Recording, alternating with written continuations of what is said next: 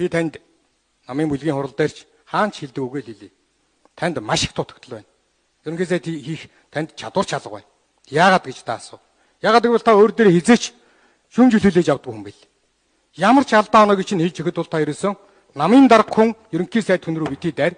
Би бол цэвэр ариун байх хэвээр. Та нартай харилцах тооцсон. Та нарыг ингээд зайлуулад өгнө гэдэг л юм ярьдаг. Олон удаа би энэ үгийг танд хэлснийхээ төлөө ад үзэгдсэн. Олон удаа би танд энэ шаардлагыг, шахал шаардлагыг тавьж ирсэн. Та энэ алдаагаа засахгүй бол цаашдаа ч гэсэн энэ том баг бүрэлд хүн энэ Монгол улсыг авч явах ажил дээр бол тэнцэхгүй. Та тэнцэхгүй.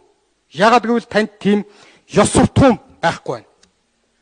Багаар ажиллах чадвар танд байхгүй байна. Хүн удирдах, багийг удирдах авч явах чадамж танд алга байна гэж би үзэж байна. Юмд тоосоо судалгаатай хандж чаддгүй ганцхан жишээг би хэлье. Танай засгийн газрыг байгуулж байхад миний хэлж ирсэн үгийг та санаж байгаа. Баг яар их хий хоосон хийн гэсэн рекламч чинь ард түмэнд хүлээлт үүсгээд байна.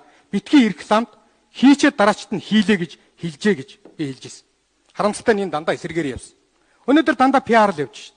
Тийм ийм ийм. Утаа бууруулна гэхэд та юу гэж ярьж байлаа?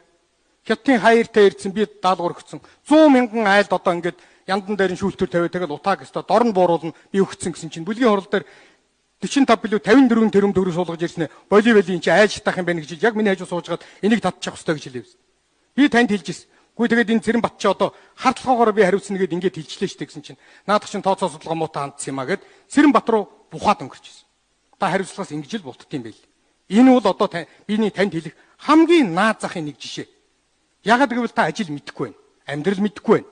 Ажил яаж явдгүү? Амьдрал яаж явдгүү? Хүн хоорондын харьцаан дээрээс ажил ундардаг гэдгийг та ерөөсөө ойлгохгүй байна. Бүх юмыг цэргийн хүний маягаар захиргаатад захирч ер нь шууд команд өгч хийлгэнэ гэж бодож байвал та эндүрч байна ерөнхий сайдаа. Ингэж болохгүй.